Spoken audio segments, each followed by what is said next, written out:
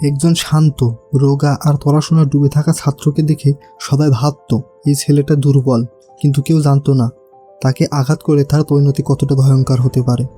যখন একের পর এক বুলিরা তার জীবন নষ্ট করতে শুরু করলো, তখন এই শান্ত ছেলেটাই হয়ে উঠল তাদের সবচেয়ে বড় দুঃস্বপ্ন। কিন্তু তার লড়াইটা শুধু স্কুলের বুলিদের সঙ্গে ছিল না, সামনে ছিল বিশ্বাসঘাতকতা, বন্ধুত্ব আর প্রতিশোধের এমন এক যুদ্ধ যার শেষটা আপনি কল্পনাও করতে পারবেন না। তাহলে চলুন শুরু করি আজকের ভয়ঙ্কর গল্প, উইক হিরো সিজন 1। গল্পে শুরু হয় ইয়ং সি ইয়ন নামের এক অত্যন্ত মেধাবী ছাত্রকে দেখিয়ে। তার জীবনের একমাত্র লক্ষ্য হলো পড়াশোনা করা। পড়াশোনার প্রতি এতটাই মনোযোগী যে তার কোনো কাছের বন্ধু পর্যন্ত নেই। অন্যদিকে রয়েছে তার ক্লাসমেট ইয়ংবিন। সেও যথেষ্ট বুদ্ধিমান, কিন্তু তার সামাজিক জীবন একেবারে আলাদা। তার অনেক বন্ধু, পার্টি আর সবসময় মজা আনন্দ লেগেই থাকে। তবে পড়াশোনার ক্ষেত্রে সে কখনোই সি ইয়নের সঙ্গে পেরে ওঠে না। শুধু তাই নয়, ইয়ংবিন একসময় স্কুলের বুড়িও ছিল। দুর্বল ছাত্রদের ভয় দেখানো এবং তাদের উপর অত্যাচার করা তার পুরনো অভ্যাস। একদিন তার নজর পড়ে সি ইয়নের উপর। ইয়ংবিনের মনে হয় ছেলেটা দেখতে খুবই শান্তশিষ্ট, তাই তাকে সহজেই ভয় দেখানো যাবে। কিন্তু সি ইয়ন এমন ছেলে নয় যে কারো সামনে মাথা নত করবে। সেই সরাসরি ইয়ংবিনের চোখের দিকে তাকিয়ে বলে, সাবধানে থেকো। কথাটি ইয়ংবিনের একদমই ভালো লাগে না। সে রেগে গিয়ে সি ইয়নকে মারতে যাবে। ঠিক তখনই সেখানে এসে হাজির হয় স্কুলের বেসবল টিম। তারা সুহার নামের একজন ছেলেকে খুঁজছিল, কারণ তাদের দলের ক্যাপ্টেনের প্রেমিকার নাকি সুহার প্রতি আগ্রহ তৈরি হয়েছে।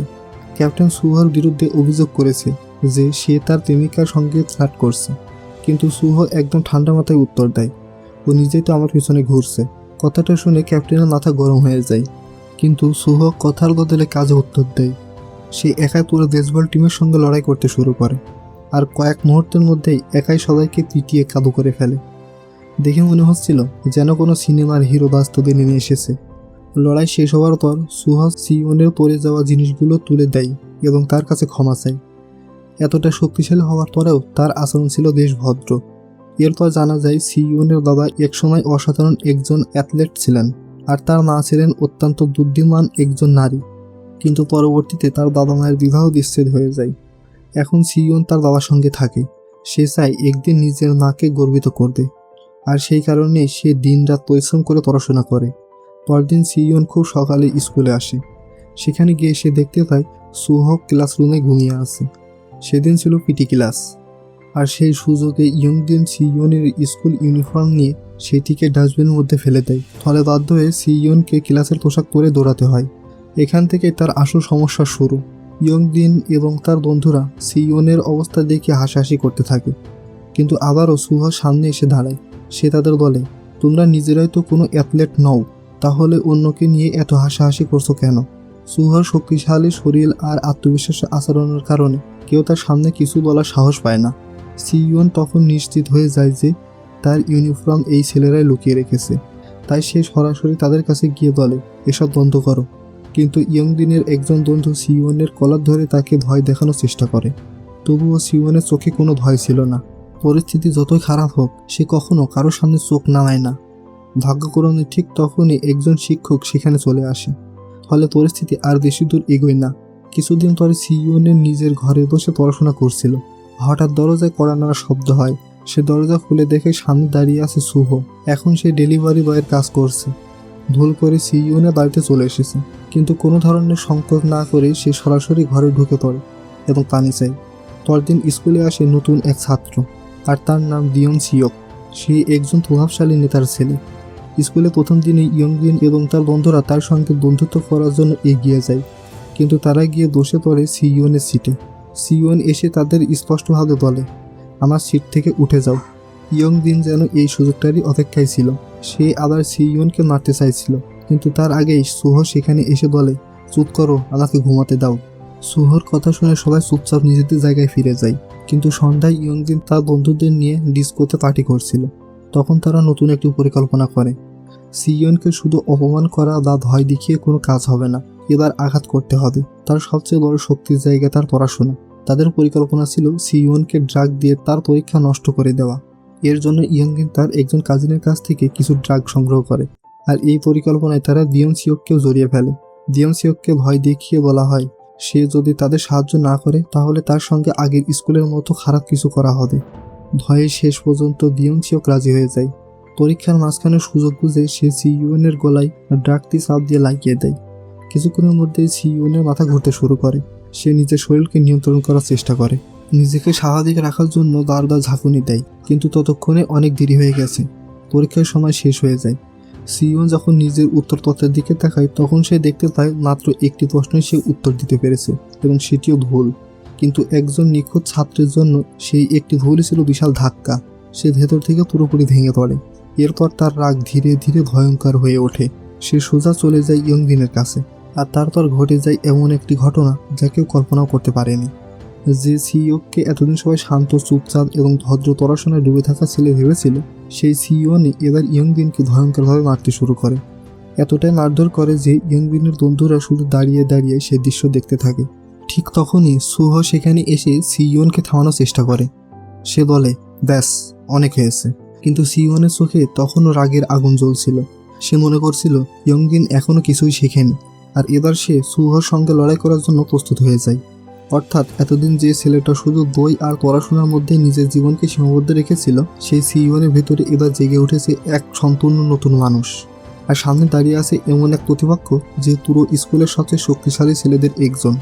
এবার সিইওন আর সুহর মধ্যে কি হতে চলেছে সেটাই বদলে দিবে তাদের পুরো জীবন।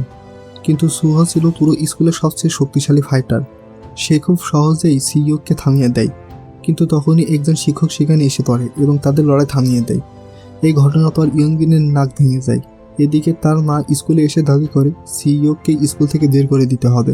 কিন্তু সিইওন একদম ঠান্ডা মাথায় বলে, ম্যাম, আপনার ছেলে স্কুলে ড্রাগ নিয়ে এসেছে, তাহলে কাকে স্কুল থেকে বের করা উচিত সেটা আপনি ঠিক করুন। এবার সে এর প্রমাণও সবার সামনে দিয়ে দেয়। প্রমাণ দেখে ইয়ংবিনের মা চুপ হয়ে যায়।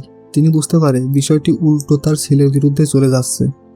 তাই শেষ পর্যন্ত তিনি আর কোনো অভিযোগ করে না। পরদিন ইয়ংবিনের বন্ধুরা সিইওনের উপর প্রতিশোধ নেওয়ার সিদ্ধান্ত নেয়। তারা স্কুল ছুটির পর তাকে মারামারির জন্য চ্যালেঞ্জ করে। কিন্তু সিইওন বলে, স্কুল ছুটি পর্যন্ত অপেক্ষা করতে হবে কেন, চল এখনই শেষ করি। এরপর সবাই বাথরুমে যায়। সিইওন দরজা বন্ধ করে দেয়। কিন্তু এবার তার আসল উদ্দেশ্য মারামারি করা ছিল না। সে খেলছিল মাইন্ড গেম। সে এমন একটি ভয় তৈরি করে যে পরের বার কেউই তার সামনে দাঁড়ানোর সাহস পর্যন্ত না পায়। আর তার এই কৌশল পুরোপুরি সফল হয়। এরপর পুরো ক্লাসে সিইওনের একটা নতুন ইমেজ তৈরি হয়। সে দুর্বল হতে পারে, কিন্তু তার মাথা অসম্ভব ঠান্ডা এবং বুদ্ধিমান। অন্যদিকে হাসপাতালে থাকা ইয়ংবিন তার কাজিনকে ফোন করে। এবার সে সিইওকে শিক্ষা দেওয়ার জন্য তার কাজিনকে কাজে লাগাতে চায়। অন্যদিকে সিইওন আর সুহর বন্ধুত্ব ধীরে ধীরে গভীর হতে শুরু করে। প্রথমে তাদের মধ্যে মারামারি হয়েছিল, এরপর কথা বলা শুরু হয়, আর এখন তারা একসঙ্গে অনেকটা সময় কাটাতে থাকে। পরে স্কুলে গুজব ছড়িয়ে পড়ে যে তারা দুজনে এখন বেস্ট ফ্রেন্ড। এর মধ্যে দিয়ন সিওকো সিইওনের কাছাকাছি আসতে চায়, কিন্তু সিইওন সরাসরি বলে, আমার সঙ্গে বন্ধুত্ব করার অভিনয় করো না। এদিকে একদিন স্কুল থেকে বের হওয়ার সময় ইয়ংবিন আগে থেকেই কয়েকজন গুন্ডাকে নিয়ে সিইওনের জন্য অপেক্ষা করছিল। তারা সিইওনকে জোর করে ধরে একটি নির্জন জায়গায় নিয়ে যায়। তারপর শুরু হয় মারধর। দিয়ন সিওক ঘটনাটি দেখে ফেলে। সে এক মুহূর্ত দেরি না করে সোহকে খবর দিতে দৌড়ে যায়। প্রথমে সোহ যেতে রাজি হয়নি। সে বলে, আমি কোনো ঝামেলাতে জড়াতে চাই না। কিন্তু দিয়ন সিওক তাকে টাকা দেওয়ার প্রস্তাব দেয়। অবশেষে সোহ রাজি হয়ে যায়। দুজন মিলে সিইওনকে বাঁচাতে সেদিকে রওনা দেয়। এদিকে গুন্ডারা ততক্ষণে সিইওনের উপর হামলা করতে শুরু করেছিল। কিন্তু সিইওন এতটাই বুদ্ধিমান যে মার খাওয়ার মধ্যেও পরিস্থিতিকে নিজের পক্ষে আনার একটা পরিকল্পনা করে ফেলে। তার পরিকল্পনা কাজ করতে শুরু করে। সে একে একে গুন্ডাদের বোকা বানাতে থাকে। কিন্তু তখন ইয়ংবিনের শক্তিশালী কাজিন আবার উঠে দাঁড়ায়। সে এবার সিইওনের উপর মারাত্মক হামলা করতে এগিয়ে আসে। ইয়ংবিন তখন পুরোপুরি নিয়ন্ত্রণ হারিয়ে ফেলে। তার নতুন পরিকল্পনা ছিল সিইওনের হাত ভেঙে ফেলা, কারণ সে চেয়েছিল সিইওন যেন আর কখনো লেখাপড়া বা পড়াশোনা করতে না পারে। ঠিক তখনই সিনেমার হিরোর মতো সেখানে এসে হাজির হয় সুহ। সে আগে গুন্ডাদের বলে, অনেক হয়েছে। কিন্তু ইয়ংবিনের কাজিন পিছু হাঁটার মতো মানুষ ছিল না। এবার বিষয়টা দাঁড়িয়ে যায় সম্মানের লড়াই। শুরু হয় ভয়ঙ্কর লড়াই। সুহ বনাম ইয়ংবিনের কাজিন, দুজনেই দুর্দান্ত ফাইটার। কিন্তু সুহর শক্তি ছিল সম্পূর্ণ অন্য লেভেলের। এদিকে বাকি গুন্ডারা সিইওনকে মারছিল। ঠিক তখনই দিয়ন সিওক সেখানে পৌঁছে যায় এবং সিইওনকে সাহায্য করে। যখন ইয়ংবিনের কাজিন বুঝতে পারে সবাই এখন তার বিরুদ্ধে দাঁড়িয়ে গেছে, তখন সে শেষ পর্যন্ত হার মেনে নেয়। সে বলে, লড়াই শেষ। এরপর তারা সেখান থেকে চলে যায়। ইয়ংবিনকে একা রেখে সিইওন শান্তভাবে বলে, অনেক হয়েছে, এবার ছেড়ে দাও, সব কিছু ভুলে যাও। লড়াই শেষ হওয়ার পর সিয়ন, সুহো এবং দিয়নসিওক এই তিনজনের বন্ধুত্ব আরও শক্ত হয়ে যায়। সুহো মজা করে বলে, লড়াই করতে গিয়ে আমার কাজের অনেক দেরি হয়ে গেছে, এখন তোরা দুজনে আমার কাজে সাহায্য করবি, চল। তিনজন মিলে একটি ছোট্ট দোকানে কাজ শুরু করে। কাজ শেষ হওয়ার পর তারা একসঙ্গে বসে ডিনার করে। সেই সময় দিয়নসিওক লজ্জিত হয়ে সিয়নের কাছে ক্ষমা চায়। সে নিজের ভুল স্বীকার করে, আর সিয়ন কোনো অভিযোগ না করে তাকে ক্ষমা করে দেয়। এরপর আসি একটি সুন্দর মুহূর্ত। সুহো নিজের হাতে সিয়নকে খাবার খাইয়ে দেয়, আর সিয়নের জীবনের প্রথমবার সত্যিকারের বন্ধুত্বের অনুভূতি জাগান দেয়। কিন্তু অন্যদিকে গল্পে তখনও বড় একটি বিপদ অপেক্ষা করছিল। যে গুন্ডারা আগে সিয়নকে মারধর করেছিল তারা আসলে আরও বড় একটা অপরাধী চক্রের শিকার। সেই আসল গ্যাং লিডারকে সবাই সাইকো নামে চিনত। সে ইচ্ছা করে নিজের একজন লোকের হাত ভেঙে দেয়। এরপর সেটাকে অজুহাত বানিয়ে সিয়ন এবং তার বন্ধুদের কাছ থেকে 15 লাখ টাকার ক্ষতিপূরণ দাবি করে। এখন বিষয়টা আর সাধারণ মারামারি ছিল না, এটা পরিণত হয়েছিল এক ভয়ঙ্কর ব্ল্যাকমেলের খেলা। পরদিন সকালে তিনজন বন্ধু একসঙ্গে সময় কাটানোর জন্য দেখা করে, কিন্তু সিয়ন তো পড়াশোনা ছাড়া থাকতে পারে না। সে সেখান থেকে চলে যেতে চায়। তখন সুহো তাকে বলে, চলো একটা শর্ত করি, দেখি কে কার থেকে বেশি ভালো। শর্তে সুহো হেরে যায়, আর সিয়ন হাসি মুখে বাড়ি চলে যায়। কিন্তু পথে তার দেখা হয় সেই গুন্ডার বোনের সঙ্গে। সে আগে সিয়নকে মারধর করেছিল। মেয়েটি সিয়নকে থামিয়ে বলে, চলো কিছু খেয়ে আসি। এরপর সে মজা করে বলে, আমার তো একটা রাফ টাইপের ছেলেই পছন্দ। সিয়ন কিছুই বুঝতে পারে না, তবে শেষ পর্যন্ত তাদের সময়টা বেশ ভালোই কাটে। পরদিন ইয়ংগিন স্কুলে আসে নিজের জিনিসপত্র নেওয়ার জন্য, কিন্তু যাওয়ার আগে সে সিয়নের কাছে একটু অনুরোধ করে। সে বলে সিয়ন যেন তার সঙ্গে পার্কিং পর্যন্ত যায়, কারণ সে নাকি সেখানে একটি বক্তব্য দিতে চায় এবং বলতে চায় যে ফ্যান্টালিন তার ছিল না। সিয়নও রাজি হয়ে যায়, কিন্তু সে জানতো না পুরো ঘটনাটি ছিল একটি ফাঁদ। পার্কিংয়ে আগে থেকেই সেই গ্যাংস্টারের আসল লিডার বসেছিল। সে সিয়নকে বলে, তোমরা ইয়ংজিনকে মেরেছো, এখন তার ক্ষতিপূরণ দিতে হবে। দাবি করা হয় 15 লাখ টাকা। এরপর তাকে হুমকি দেওয়া হয়, টাকা না দিলে পরিস্থিতি আরও ভয়ঙ্কর হবে, প্রয়োজনে ঋণ নিতে হবে, আর সেই ঋণও যদি শোধ করতে না পারে তাহলে সারা জীবন তাদের হয়ে কাজ করতে হবে। এটাই ছিল এই গ্যাংয়ের আসল কৌশল, মানুষকে ঋণের ফাঁদে ফেলে তাদের দিয়ে নিজেদের কাজ করানো। পরবর্তী কয়েকদিন গ্যাংয়ের লোকেরা সিয়ন এবং তাদের বন্ধুদের অনুসরণ করতে থাকে। একসময় এতে সিয়ন ভীষণ বিরক্ত হয়ে যায়। সে তার নতুন এক বন্ধুর সঙ্গে কথা বলে। মেয়েটি তাকে পুরো গ্যাংয়ের সিস্টেম সম্পর্কে জানায়।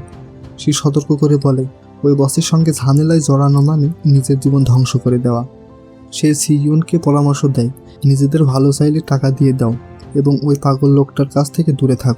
অন্যদিকে দিয়নসিওক এখন তার বন্ধুদের জন্য যে কোনো কিছু করতে পারে। সে নিজের বাবার ঘড়ি চুরি করে সেটিকে বিক্রি করে 15 লাখ টাকা জোগাড় করে ফেলে। কিন্তু প্রশ্ন হলো, টাকা দিয়ে দিলেই কি সত্যিই এই সমস্যার সমাধান হবে? সিয়নের মাথায় তখন অন্য একটি পরিকল্পনা তৈরি হয়ে গেছে। দিয়নসিওক টাকা জোগাড় করার পর সিয়ন এবং তার বন্ধু সিদ্ধান্ত নেয় তারা কোনো টাকা দেবে না, বরং সরাসরি পুলিশকে জানাবে। কারণ একবার টাকা দিয়ে দিলে এই গ্যাংরা কখনো তাদের পিছু ছাড়বে না। সিয়ন জানায় সেই গ্যাংয়ের অপরাধের কিছু প্রমাণের লোকেশন ট্রেস করবে। সব প্রমাণ সেই গ্যাং লিডারের বাড়িতেই রয়েছে, এখন শুধু পুলিশকে সেখানে নিয়ে যেতে হবে। তবে এই মিশনে শুরু করবে সোহো। সে প্রথমে সেই অপরাধীদের বাড়িতে যাবে এবং নিজের একটি অ্যাপের আইডিয়া তাকে বিক্রি করার চেষ্টা করবে। উদ্দেশ্য একটাই, তার বিশ্বাস অর্জন করা। প্ল্যান সঙ্গে সঙ্গে শুরু হয়ে যায়। সোহো অপরাধীকে বলে সে তার অ্যাপ সম্পর্কে কিছুটা জানে। এরপর একটি বড় অফার দেয়, যা শুনে সেই অপরাধী আগ্রহী হয়ে যায়। সোহো পরিকল্পনা ছিল পুরো স্কুলকে একটি বিশাল জুয়ার আসরে পরিণত করা। এই আইডিয়ায় অপরাধীটা খুবই খুশি হয়ে যায়। সে সোহোকে নিজের গ্যাংয়ে নেওয়ার সিদ্ধান্ত নেয়। অন্যদিকে সিয়নের সেই নতুন বন্ধু সঠিক লোকেশনটি সিয়নের কাছে পাঠিয়ে দেয়।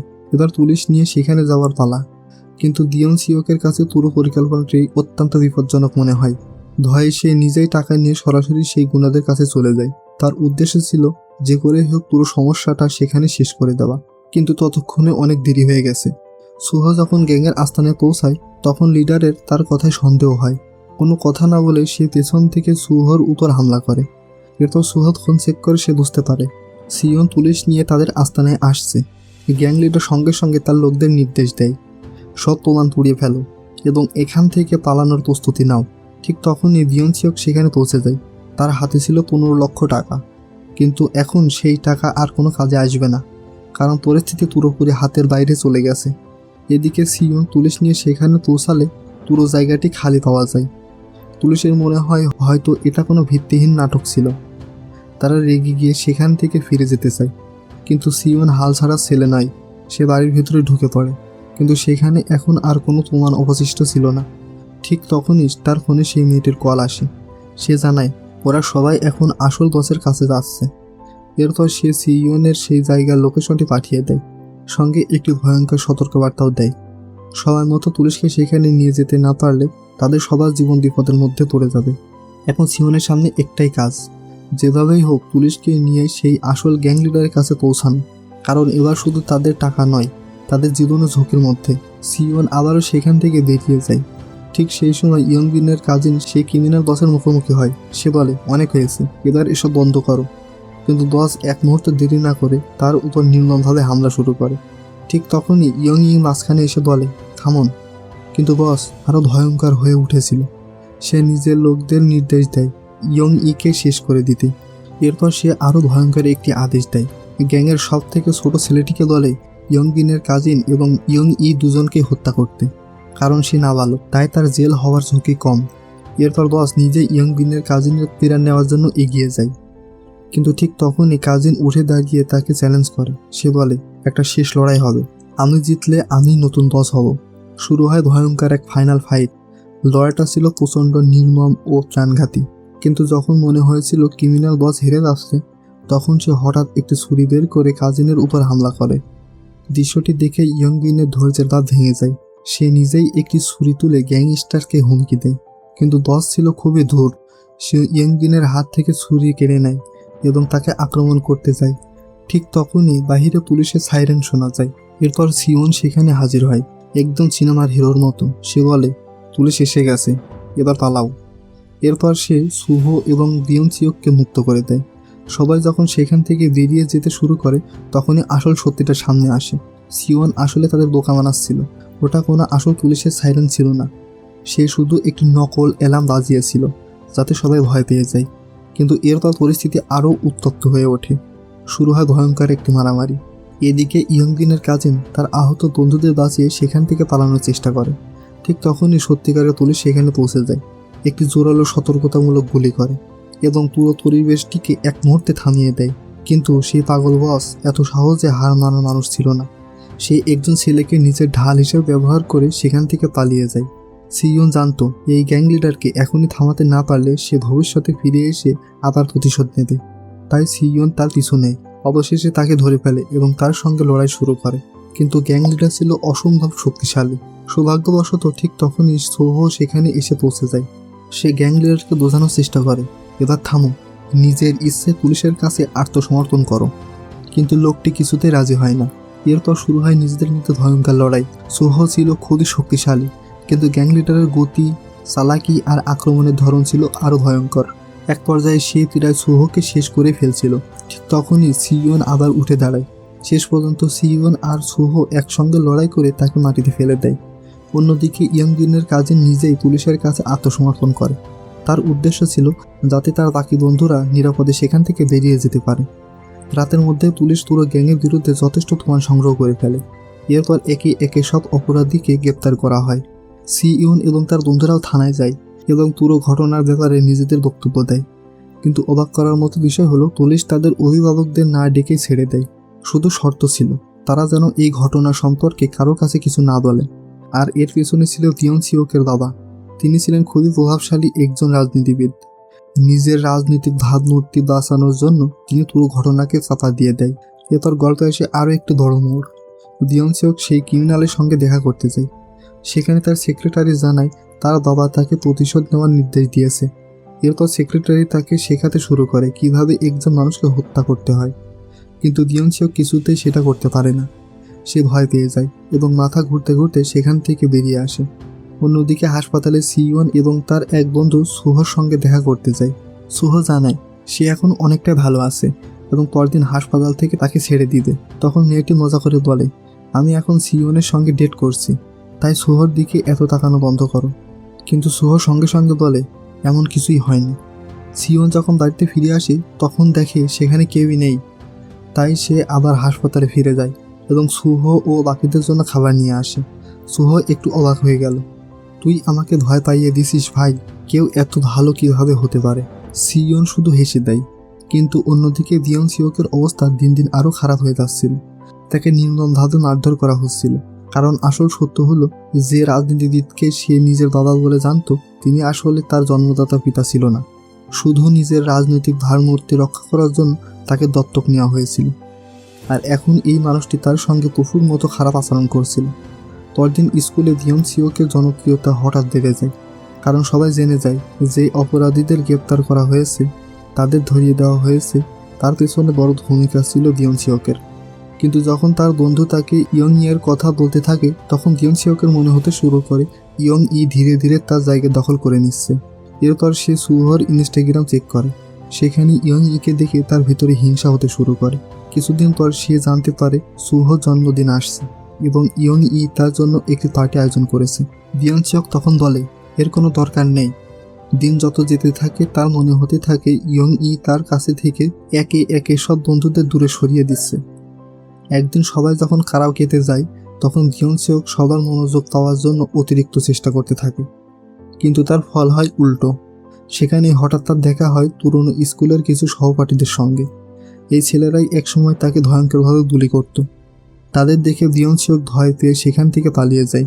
পরে যখন সে বন্ধুদের কাছে ফিরে আসে, তখন রাগী ইয়ং ইয়ের উপরও চিৎকার করতে শুরু করে। তার মনে হচ্ছিল ইয়ং ই ইচ্ছা করেই ওই বুলিদের তার ঠিকানা জানিয়েছে। এমনকি সে ইয়ং ইকে মারতেও যেতে চায়। কিন্তু তার বন্ধুরা ইয়ং ইর পক্ষ নেয়। এতে দিয়ন সিওক আরও ক্ষিপ্ত হয়ে ওঠে। ঠিক তখনই সেই গুন্ডারাও আবার সেখানে এসে হাজির হয়। এবার তারা দিয়ন সিওককে জোর করে তুলে নিয়ে যায়। কিন্তু সিওন তাদের সামনে দাঁড়িয়ে যায়। সে কঠিন গলায় বলে, এখান থেকে চলে যাও, ওকে একা ছেড়ে দাও। পরদিন দিয়ন সিওক প্রচণ্ড রেগে ছিল। সে শুধু কারোর উপর নিজের রাগ ঝাড়ার সুযোগ খুঁজছিল। কিন্তু ক্লাসের অন্য ছেলেরা তাকে খুব একটা ভয় পাচ্ছিল না, কারণ তারা জানত আসল শক্তিশালী ছেলে হলো সুহ। কিন্তু দিয়ন সিওক সবাইকে মারধরের হুমকি দিতে থাকে। ঠিক তখন সুহ সেখানে এসে তাকে শান্ত করার চেষ্টা করে, কিন্তু পরিস্থিতি আরও খারাপ হয়ে যায়। দুজনের মধ্যে তীব্র তর্ক শুরু হয়। পরবর্তী 2 দিন দিয়ন সিওক স্কুলে আসে না। এতে তার বন্ধুরা চিন্তিত হয়ে পড়ে। শেষ পর্যন্ত সিওক এবং বাকিরা তাদের খুঁজতে তার বাড়িতে পৌঁছে যায়।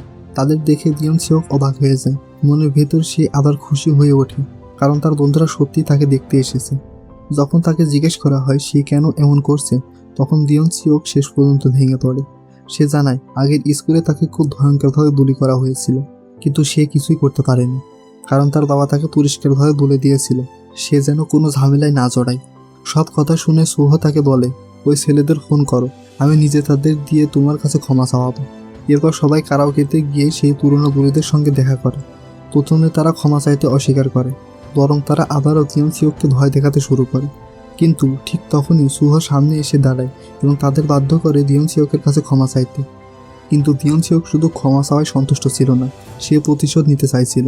সে নিজে তাদের মারতে চায়। কিন্তু সিওন এবং তার বন্ধুরা তাকে বোঝাতে থাকে যে সব কিছু এখন সীমা ছাড়িয়ে যাচ্ছে। তবুও দিয়ন সিওক তখন পুরোপুরি নিয়ন্ত্রণ হারিয়ে ফেলে। সুহ তার ঘাড় ধরে টেনে বাইরে নিয়ে আসে। সেখানে দরজার মধ্যে তীব্র তর্ক শুরু হয়। রাগের মাথায় দিয়ন সিওক বলে, আমরা কখনোই বন্ধু ছিলাম না। এরপর সে সুহকে টাকা অফার করে এবং সেই বুলিদের মারধর করার কথা বলে। কথাটা শুনে সুহর মাথা গরম হয়ে যায়। সে দিয়ন সিওকের উপর হামলা করে বসে। পরিস্থিতি সামলাতে শেষ পর্যন্ত সিওনকে মাঝখানে আসতে হয়। এরপর দিয়ন সিওক একাই সেখান থেকে চলে যায়। কিছুক্ষণ পর তার পুরনো স্কুলের সেই গুন্ডারা আবারও তার পিছু নেয়, কিন্তু এবার ভাগ্য তার সঙ্গে ছিল। রাস্তায় তার কয়েকজন পুরনো সহপাঠীর সঙ্গে দেখা হয়। এরপর তারা তাকে ঠান্ডা করার পরিবর্তে তার পাশে দাঁড়িয়ে যায়। শুধু তাই নয়, সবাই মিলে সেই বুলিদের উচিত শিক্ষা দেয়। এই জয়ের পর তারা দিয়ন সিওককে তাদের নিজেদের গ্রুপে নিয়ে নেয়। তারপর সবাই মিলে পার্টি করতে একটি ডিস্কোতে যায়। দিয়ন সিওক সবার জন্য ড্রিঙ্কস কিনে দেয়, ফলে সবাই তাকে এবার বেশি সম্মান করতে শুরু করে। এরপর ইনস্টাগ্রামে সবাই একে অপরকে ফলো করে। দিয়ন সিওকের মনে হয় এবার আমি সত্যিকারের বন্ধু পেয়েছি। পরদিন সে স্কুলে আসে, কিন্তু সে পুরোপুরি নেশাগ্রস্ত অবস্থায় টলতে টলতে ক্লাসে ঢোকে। সিওন তাকে দেখে জিজ্ঞাসা করে, তোর কি হয়েছে? কিন্তু দিয়ন সিওক তাকে সম্পূর্ণ উপেক্ষা করে নিজের নতুন বন্ধুদের সঙ্গে চলে যায়। পরে সিওন এবং সুহ তাকে বোঝানোর চেষ্টা করে, কিন্তু দিয়ন সিওক ঠান্ডা গলায় বলে, তোরা কখনো আমাকে বন্ধু হিসাবে মেনে নিসনি, তাই এখন আমিও তোদের বন্ধু হিসাবে মানি না। এই কথার পর তাদের বন্ধুত্বের মধ্যে তৈরি হয় এক গভীর ফাটল। আর দিয়নচিওক ধীরে ধীরে এমন এক পথে হাঁটা শুরু করে যেখান থেকে ফিরে আসা তার জন্য আরও কঠিন হতে চলেছে। এরপর দিয়নচিওক আরও একটি পার্টিতে যায়। সেখানে তার দেখা হয় ইয়ংদিনের সঙ্গে। ইয়ংদিন এবার তাকে বলে, আমরা চাইলে বন্ধু হতে পারি, কারণ এখন আমাদের দুজনেরই একজন কমন শত্রু আছে। অন্যদিকে সিইউন স্কুল থেকে বের হওয়ার সময় তার বড় ভাই তাকে ধরে ফেলে। সে সিইউনকে নিজের সঙ্গে কাজে নিয়ে যায়, যাতে দুজন ভাই কিছুটা সময় একসঙ্গে কাটাতে পারে। এদিকে সিইউনের চিন্তা হচ্ছিল দিয়নচিওককে নিয়ে। তার মনে হচ্ছিল দিয়নচিওকের নতুন বন্ধুরা হয়তো তার সুযোগ নিচ্ছে, কিন্তু সুহ বলে আসলে ব্যাপারটা উল্টো হতে পারে। দিয়নচিওক নিজেই হয়তো ওই ছেলেগুলোকে ব্যবহার করছে, শুধু নিজেকে জনপ্রিয় মনে করার জন্য। পরদিন সিইউন তার নতুন বন্ধুদের স্পষ্টভাবে সতর্ক করে দেয়, ওকে ব্যবহার করার চেষ্টা করলে ভালো হবে না। কিন্তু সুহ তাকে থামিয়ে দেয়, যে নিজে সাহায্য চাইছে না তাকে জোর করে সাহায্য করা যায় না। এরপর দুপুরে দিয়নচিওকের নতুন বন্ধুরা ক্যান্টিনের লাইনে না দাঁড়িয়ে সরাসরি সামনে ঢোকার চেষ্টা করে। সুহ সবাইকে লাইনে দাঁড়ানোর নির্দেশ দেয়, আর আশ্চর্যজনকভাবে সবাই তার কথা মেনে নেয়। শুধু দিয়নচিওক মানতে চায় না। তার মনে হচ্ছিল সে এখন সবার উপরে। শেষ পর্যন্ত সুহর আর কোনো উপায় থাকে না, সে দিয়নচিওককে একটি চড় মেরে দেয়। এই ঘটনায় দিয়নচিওকের মনে আরও বড় প্রতিশোধের আগুন জ্বলে ওঠে। তবে আসল সত্য হলো ভেতরে ভেতরে সে এখনও অনেক দুর্বল ছিল। সে জানত সুহর সঙ্গে সরাসরি লড়াই করার ক্ষমতা তার নেই। তাই দিয়নচিওক এবং তার নতুন বন্ধুরা নতুন একটি পরিকল্পনা করে। তারা ইয়ংদিনের একটি বন্ধুকে ভাড়া করে। সে খুব শীঘ্রই একজন প্রফেশনাল ফাইটার হতে চলেছে।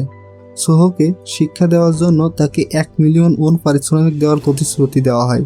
কিন্তু একটা সমস্যা ছিল, সোহ আগেই ওই ফাইটারকে একবার হারিয়েছিল। তাই তাকে বাড়তি সুবিধা দিতে দিয়নচিওক এবং তার বন্ধুরা সোহর বাইকের ব্রেক কেটে দেয়। তাদের পরিকল্পনা ছিল দুর্ঘটনায় সোহ আহত হবে, তাহলে সে ঠিকমতো লড়াই করতে পারবে না। সোহ ভেতরে ভেতরে বুঝে যায় এই কাজের পেছনে কারা রয়েছে, কিন্তু সে সিইউনকে কোনো চিন্তায় ফেলতে চায় না। তাই এমনভাবে আচরণ করে যেন সে কিছুই জানে না। এর কিছুদিন পর আসে সুহর জন্মদিন, আর এই দিনটাকে দিয়নচিওক এবং তার বন্ধুরা বেছে নিয়েছিল সুহকে মারধর করার জন্য। দিয়নচিওক সুহকে ফোন করে, কিন্তু সুহ তাকে আগে থেকে ব্লক করে রেখেছিল। তাই দিয়নচিওক এবার ইয়ং ইকে ফোন করে।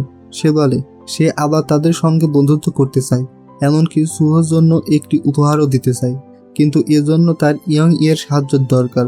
ইয়ং ই তো চাইছিল সবাই আবার আগের মতো বন্ধু হয়ে যাক। তাই সে দিয়নচিওকের কথায় বিশ্বাস করে এবং সাহায্য করতে রাজি হয়ে যায়। কিন্তু আসল সত্য ছিল সম্পূর্ণ আলাদা। এটা ছিল একটি ভয়ঙ্কর ফাঁদ। এরপর সুহর কাছে একটি মেসেজ পাঠানো হয়, কিন্তু ভাগ্যক্রমে মেসেজটি প্রথমে সিইউনের হাতে পড়ে যায়। সিইউন পুরো মেসেজটি ডিলিট করে দেয়। তারপর সুহকে বলে, তুই আগে শান্তিতে খেয়ে নে, আমার একটু কাজ আছে, কাজ শেষ করে আমি আসছি। সিইউন এরপর সেই জায়গায় পৌঁছে পুরো এলাকা ভালোভাবে পর্যবেক্ষণ করে। সে চারপাশের রাস্তা, বের হওয়ার পথ এবং শত্রুদের অবস্থান বিশ্লেষণ করে। তারপর একটি পরিকল্পনা তৈরি করে, যাতে সুযোগ পেলে নিরাপদে সেখান থেকে বেরিয়ে আসতে পারে। এরপর সে সেই গুদামের সামনে গিয়ে দাঁড়ায়, যারা আসলে সুহকে সেখানে আসবে বলে অপেক্ষা করছিল। সিইউনকে দেখে দিয়নচিওক কিছুক্ষণের জন্য ভয় পেয়ে যায়। সে বলে, তুমি ফিরে যাও, কিন্তু ইয়ংদিন তখন আর কোনোভাবেই সিইউকে ছাড়তে চায় না। সিইউন দৌড়াতে শুরু করে। তার আগেই তৈরি করা স্ট্র্যাটেজি কাজে লাগিয়ে সে একের পর এক গুন্ডাদের হাত থেকে বাঁচতে থাকে। অনেককে সে নিজের বুদ্ধি ও শক্তি দিয়ে হারিয়ে ফেলে, কিন্তু শেষ পর্যন্ত সংখ্যায় শত্রুরাই বেশি ছিল। ঠিক তখনই সে ফাইটার সেখানে এসে হাজির হয়। তাকে দেখেই সবাই যেন তার পেছন নিরাপদ জায়গায় চলে যায়। লোকটি সত্যি ভয়ঙ্কর শক্তিশালী ছিল। সে খুব সহজেই সিইউনকে মাটিতে ফেলে দেয়। ইয়ংদিন যখন সিইউকে মারতে এগিয়ে যায়, তখন দিয়নচিওক তাকে থামানোর চেষ্টা করে। সে বলে এর সঙ্গে ওর কোনো সম্পর্ক নেই, কিন্তু দিয়নচিওকের নতুন বন্ধুরা তাকে উল্টো বলে, এবার তোমাকে একটা পক্ষ বেছে নিতে হবে। দিয়নচিওক চুপচাপ দাঁড়িয়ে থাকে আর সবার সামনে সিইউনকে মারতে দেখে। এই ভয়ঙ্কর মারধরের মাঝে ইয়ং ই পুলিশকে ফোন করে দিয়েছিল। পুলিশ সেখানে পৌঁছাতেই সব গুন্ডারা পালিয়ে যায়। সিইউন যখন জ্ঞান ফিরে পায়, তখন তার শরীর গুরুতরভাবে আহত। ইয়ং ই পুলিশকে পুরো সত্যিটা বলে যাচ্ছিল, কিন্তু সিইউন তাকে থামিয়ে দেয়। সে বলে, কিছু বলো না। তারপর সিইউন নিজেই দিয়নচিওককে ফোন করে। সে বলে, আমি তোমার বিরুদ্ধে পুলিশে অভিযোগ করব না, কিন্তু এই সব কিছুই আজই শেষ করতে হবে। পরদিন সিইউনের বাবা তার শরীরে আঘাত দেখে জিজ্ঞেস করে, এগুলো কিভাবে হলো? সিইউন মিথ্যা বলে। সে বলে, সিঁড়ি থেকে পড়ে গিয়েছিলাম। তার বাবা খুব চিন্তায় পড়ে যায়। নিজে সিদ্ধান্ত নেন সিইউনকে অন্য একটি স্কুলে ট্রান্সফার করে দেবেন। অন্যদিকে সৌহর দুশ্চিন্তা শুরু হয়ে যায়, কারণ স্কুলের সবচেয়ে মেধাবী ছাত্র সিইউন টানা 2 দিন স্কুলে আসেনি। সে সিইউনের বাড়িতে যায়, কিন্তু দেখে দরজা খোলা আছে। এতে সুহ চিন্তা আরও বেড়ে যায়। পরদিন সুহ বিয়ংসিওকে নতুন বন্ধুদের বলে, আমার দায়িক নিরাপত্তার খরচ তোমাদের দিতে হবে। ভয়ে তারা সবাই রাজি হয়ে যায়। এরপর সুহ তাদের ধরে ফেলে এবং একে একে মারধর করে সত্যিটা বের করে নেয়। সব কিছু জানার পর সে সরাসরি ইয়ংয়ের কাছে যায়। সে জানতে চায় সিউন কোন হাসপাতালে ছিল। ইয়ংই জানায় সিউন হাসপাতাল থেকে ছাড়াও পেয়েছে, তবে সে সুহকে সতর্ক করে দেয়, কোনো দোকানে করো না। সিউন এত মার খেয়েও শুধু এই কারণেই চুপ ছিল, যাতে আর কোনো লড়াই না হয়। এরপর সুহ সিউনের বাড়িতে যায়। সিউন এমনভাবে আচরণ করে যেন কিছুই হয়নি, কিন্তু সুহ আসলে বন্ধুর সঙ্গে শেষবারের মতো দেখা করতে এসেছিল, কারণ সে ইতিমধ্যে সিদ্ধান্ত নিয়ে ফেলেছে সেই রাতেই সে একা গিয়ে ওই গুন্ডাদের সঙ্গে লড়াই করবে। অন্যদিকে বিয়ংসিওক তার ফাইটারের সঙ্গে কথা বলে। সে তাকে বলে, তুমি যা চেয়েছিলে আমি তোমাকে সেটাই দেব। বিয়ংসিওক তখনই নিজের ফাইটারকে ফোন করে বলে, সময় হয়ে গেছে, এবার সুহকে শেষ করতে হবে। ঠিক একই সময়ে ইয়ং ই সিওককে ফোন করে বলে, সুহ সব কিছু জেনে গেছে এবং এখন ভীষণ রেগে আছে। তারও তো সে কাজেও যায়নি এবং ফোনও ধরছে না। এই কথা শুনে সিইয়ন সঙ্গে সঙ্গে পড়াশোনা ছেড়ে বন্ধুকে খুঁজতে বেরিয়ে পড়ে। অন্যদিকে সুহ আর বিয়ংসিওক মুখোমুখি হয়। সুহ প্রথমে বিয়ংসিওকের কাছে ক্ষমা চায়। সে বলে, আমি চাইনি আমার কথায় তোর এত কষ্ট হোক। এরপর সে বিয়ংসিওককে সিইওর কাছে ক্ষমা চাইতে বলে, কিন্তু বিয়ংসিওকের উত্তর ছিল ঠিক সেই একই কথাগুলোর মতো, যেগুলো একসময় তার পুরনো বুলিরা তাকে বলেছিল। সে বলে, আমার ক্ষমা চাওয়ার কোনো দরকার নেই। এই মুহূর্তে বোঝা যায় বিয়ংসিওক ধীরে ধীরে সেই একই মানুষে পরিণত হয়েছে, যাদের জন্য একসময় সে সবচেয়ে বেশি কষ্ট পেয়েছিল। কথাটা শুনে সুহর রাগ বিস্ফোরিত হয়ে যায়। সে বিয়ংসিওককে জোরে একটি ঘুষি মারে। ঠিক তখনই বিয়ংসিওকের ফাইটার মাঝখানে এসে দাঁড়ায়। সে বলে, এবার আমার সঙ্গে লড়াই হবে। দুজন মুখোমুখি দাঁড়ায়। শুরু হয় ভয়ঙ্কর একটি ফাইট। দুজনেই অসাধারণ ফাইটার, কিন্তু বিয়ংসিওকের লোকটি প্রায় প্রফেশনাল পর্যায়ের ফাইটার, আর তার বিপরীতে সুহ তখনও আগের আঘাত থেকে পুরোপুরি সুস্থ হয়নি। তবুও সুহ নিজের সর্বোচ্চ শক্তি দিয়ে লড়াই চালিয়ে যায়। একসময় সে প্রতিপক্ষকে মাটিতে ফেলে দিতে সক্ষম হয়, কিন্তু ঠিক যখন সুহ তাকে শেষ করতে যাচ্ছিল, পেছন থেকে একজন গুন্ডা এসে তাকে প্রচণ্ড জোরে লাথি মারে। সুহ মাটিতে পড়ে যায় এবং গুরুতরভাবে আহত হয়। ঠিক তখন বিয়ংসিওক নিজেই রিংয়ের ভিতরে উঠে আসে। সে সুহর মাথায় নির্দমভাবে আঘাত করতে থাকে। এরপর বাকি গুন্ডারা সেখানে উঠে আসে। সবাই মিলে সুহকে চারিদিক থেকে ঘিরে ফেলে, আর শুরু হয় তার উপর নির্মম মারধর। কিন্তু সুহ তখনও হাল ছাড়েনি। সে জানতো না সিইয়ন তাকে খুঁজতে কোথায় পৌঁছে গেছে। গুন্ডারা যেন সুহর তিরানি নিয়ে ফেলতে যাচ্ছিল। ঠিক তখনই বিয়ংসিওকের সেক্রেটারি সেখানে এসে সবাইকে থামিয়ে দেয়, কিন্তু ততক্ষণে অনেক দেরি হয়ে গেছে। সুহর শ্বাস বন্ধ হয়ে গিয়েছিল। এই দৃশ্য দেখে বিয়ংসিওক পুরোপুরি ভেঙে পড়ে। সে ছোট্ট বাচ্চাদের মতো কান্না শুরু করে। সেই সঙ্গে সঙ্গে অ্যাম্বুলেন্স ডাকতে চায়, কিন্তু তার সেক্রেটারি জোর করে তাকে সেখান থেকে টেনে নিয়ে যায়। কিছুক্ষণ পর তারা আবার ফিরে আসে, কারণ তারা কোনো সাক্ষী রেখে যেতে চায় না। সেক্রেটারি সেই দুই গুন্ডাকে বলে, এখন থেকে এই পুরো ঘটনার দায়িত্ব তোমরাই নেবে। সেই রাতে বিয়ংসিওকের বাড়িতে তার বাবা তাকে নির্দেশ দেয় দেশ ছেড়ে চলে যাওয়ার জন্য, আর ততদিন বাড়ি থেকে বাইরে বের হবে না। পরদিন সকালে সিইয়ন খুব তাড়াতাড়ি স্কুলে পৌঁছে যায়, কিন্তু স্কুলে ঢুকেই তার মনে হয় কিছু একটা অস্বাভাবিক। সুহ নেই। সেদিন আবার ছিল ফাইনাল পরীক্ষা, কিন্তু সুহর চিন্তায় সিইয়ন ঠিকমতো পরীক্ষায় মনোযোগ দিতে পারে না, ফলে তার পুরো পরীক্ষায় খারাপ হয়ে যায়। এরপর সে জানতে পারে আসল সত্যিটা, সুহ কোমাতে আছে। বিএমসিওকে সেক্রেটারি হাসপাতালের সমস্ত চিকিৎসার খরচ বহন করার প্রস্তাব দিয়েছিল, কিন্তু এর বিনিময়ে সুহর দাদিকে কিছু কাগজে সই করানো হয়। উদ্দেশ্য ছিল যাতে তারা আইনের হাত থেকে নিজেদের বাঁচাতে পারে। নিজের সবচেয়ে কাছের বন্ধুকে সেই অবস্থায় দেখে সিইয়ন নিজেকে দায়ী মনে করতে শুরু করে। সে সরাসরি হাসপাতালের পাশে বসে থাকে। ইয়ংই তাকে বোঝায়, এখন বাড়ি যাও, তোমার আরও পরীক্ষা বাকি আছে। কিন্তু সিইয়নের কাছে তখন পড়াশোনার কোনো মূল্যই ছিল না। তার মাথায় শুধু একটাই চিন্তা, প্রতিশোধ। পরদিন সে সরাসরি ইয়ংবিনের স্কুলে চলে যায়। সেখানে গিয়ে সে ইয়ংবিনকে প্রচণ্ড মারধর করে। তারপর তাকে হুমকি দিয়ে জিজ্ঞেস করে সুহকে যে ফাইটার মেরেছিল সে কোথায়। ইয়ংবিন এমনিতেই ভীতু ছিল, ভয়ে সে সবকিছু বলে দেয়। এমনকি সুহকে নির্মমভাবে মারধর করা ভিডিও সিউককে দেখিয়ে দেয়। অন্যদিকে বিয়ংসিওকে বাড়িতে পৌঁছে যায়। সে তাকে সরাসরি বলে, তুমি একটা কাপুরুষ। কিন্তু বিয়ংসিওক উল্টো ইয়ংইকেই দোষ দিতে শুরু করে। সে বলে, তুমি যদি আমাদের মধ্যে না আসতে তাহলে এইসব কিছু হতো না। এদিকে সিইয়ন সরাসরি সেই জিমে পৌঁছে যায় যেখানে ওই ফাইটার প্রশিক্ষণ নিত। সে চুপচাপ পেছন থেকে আক্রমণ করতে চায়, কিন্তু ফাইটারটির রিফ্লেক্স ছিল অসাধারণ। সে খুব সহজেই সিইয়নের আক্রমণ এড়িয়ে যায়। তারপর হেসে বলে, তুমি আমার জন্য অনেক দুর্বল। বাড়ি চলে যাও, স্কুলের ঘন্টা বাজবে, তার আগে চলে যাও। কিন্তু আজ সিওন অন্য কিছু ভেবে এসেছে। তার একটাই লক্ষ্য, বন্ধু সোয়োর প্রতিশোধ নেওয়া।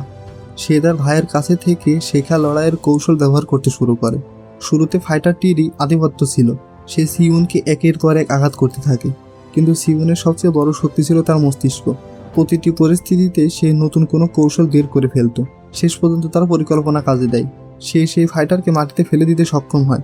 এবার ফাইটারটি প্রাণ ভিক্ষা চাইতে শুরু করে, কিন্তু সিওনের মধ্যে তখন কোনো দয়া ছিল না। সে দয়া করতে আসেনি, সে এসেছিল প্রতিশোধ নিতে। শেষ পর্যন্ত সে ফাইটারটির গোড়ালিতে এমনভাবে আঘাত করে যেন তার হাড় ভেঙে যায়। শুধু তার হাড়ই নয়, তার পুরো প্রফেশনাল ফাইটিং ক্যারিয়ারও সেখানেই শেষ হয়ে যায়। অন্যদিকে স্কুলে দিয়েনসিওকের বাবা নিজেই এসে হাজির হয়। সে দেখতে চায় স্কুলে কেউ তার ছেলের বিরুদ্ধে কিছু বলছে কিনা, কিন্তু স্কুলের শিক্ষকরা আগেই তার প্রভাবে ছিল। সবাই তার কথা মতো চলছিল। ঠিক তখনই পরীক্ষার মাঝখানে সিওনের ক্লাসরুমে ঢুকে পড়ে। তার হাতে ছিল একটি ফায়ার অক্সিটিং উইশার। তার চোখে ছিল তীব্র রাগ। এরপর সে সরাসরি দিয়েনসিওকের সামনে গিয়ে দাঁড়ায়। সে বলে, এই সব কিছুর জন্য তুই দায়ী। দিয়েনসিওক এবার আর অস্বীকার করে না। সে শান্তভাবে বলে, হ্যাঁ, সব ভুল আমার, আমাকে মেরে ফেল। কিন্তু সিওন তাকে হত্যা করে না, কারণ সে জানতো অপরাধ বোধের চেয়ে বড় শাস্তি আর কিছুই নেই। ঠিক তখন শিক্ষকরা সিওনকে থামাতে এগিয়ে আসে, কিন্তু সিওন তার খালি মুঠি দিয়ে কাজ ভেঙে ফেলে। তারপর গর্জে ওঠে, আমার রাস্তা থেকে সরে যাও। এখন সিওন ভেতর থেকে সম্পূর্ণ ভেঙে পড়েছিল। সে সরাসরি সুহোর কাছে ফিরে যায়। অতিরিক্ত ক্লান্তি এবং মানসিক চাপের কারণে সেখানেই ঘুমিয়ে পড়ে। স্বপ্নের মধ্যে সে সুহোকে দেখতে পায়। সুহো তাকে বলে, তুই সত্যি পাগল হয়ে গেছিস। সিওন কাঁদতে কাঁদতে তার কাছে ক্ষমা চায়, কিন্তু সুহো শুধু হেসে বলে, এটা তোর দোষ নয়। কিছুদিন পর দিয়েনসিওককে দেশ থেকে বাইরে পাঠিয়ে দেওয়া হয়, কারণ তার নিজের বাবাও তাকে আর তার কাছে রাখতে চায়নি। অন্যদিকে ইয়ংইওরও ভীষণ অনুশোচনা হচ্ছিল। সে বুঝতে পারে এই পুরো ঘটনার মধ্যে তারও ভুল ছিল, তাই সে ধীরে ধীরে সবার জীবন থেকে দূরে সরে যায়। এদিকে দিয়েনসিওকের বাবা চেষ্টা করে পুরো ঘটনার দায় সিওনের উপর চাপিয়ে তাকে সংশোধনগারে পাঠাতে, কিন্তু সিওনের কাছে ছিল সবচেয়ে গুরুত্বপূর্ণ প্রমাণ, সেই ভিডিও যেখানে পুরো ঘটনা রেকর্ড করা ছিল। ভিডিওর কারণে দিয়েনসিওকের বাবাও শেষ পর্যন্ত পিছিয়ে যেতে বাধ্য হয়। এরপর সিওনকে একটি নতুন স্কুলে ট্রান্সফার করা হয়। নতুন শহর, নতুন স্কুল, নতুন জীবন। কিন্তু যে স্কুলে তার ভর্তি হয় সেই জংডনাতো স্কুল দেখতে স্কুলের চেয়ে বেশি মনে হচ্ছিল কোনো আন্ডারওয়ার্ল্ডের ফাইটার ক্লাব। প্রথম দিন থেকেই স্কুলের পরিবেশ ছিল উত্তপ্ত। চারিদিকে ছিল ঝগড়া আর মারামারির গন্ধ। কিন্তু এবার সিওন আর আগের মতো পিছিয়ে যাওয়া ছেলে নয়। ঠিক তখনই একজন নতুন ছাত্র এসে তার সঙ্গে ঝামেলা করতে শুরু করে। সিওনও এবার প্রস্তুত ছিল। সে শান্তভাবে বলে, তুমি লড়াই করতে চাও? তারপর এক পা এগিয়ে বলে, তাহলে এসো, এখানেই শেষ করে দিই। আর এইভাবেই শেষ হয় প্রথম সিজনের গল্প। কিন্তু বন্ধুরা, এটা ছিল শুধুমাত্র প্রথম সিজন। এরপর শুরু হবে আরও ভয়ঙ্কর লড়াই, আরও শক্তিশালী প্রতিপক্ষ এবং সিওনের জীবনের নতুন অধ্যায়। তো কেমন লাগলো আজকে গল্পটি? ভালো লাগলে অবশ্যই একটি লাইক দিয়ে আমাদের পাশে থাকতে ভুলবেন না। তো দেখা হচ্ছে আগামী কোনো ভিডিওতে। ততক্ষণ পর্যন্ত ভালো থাকুন, সুস্থ থাকুন। আল্লাহ হাফেজ।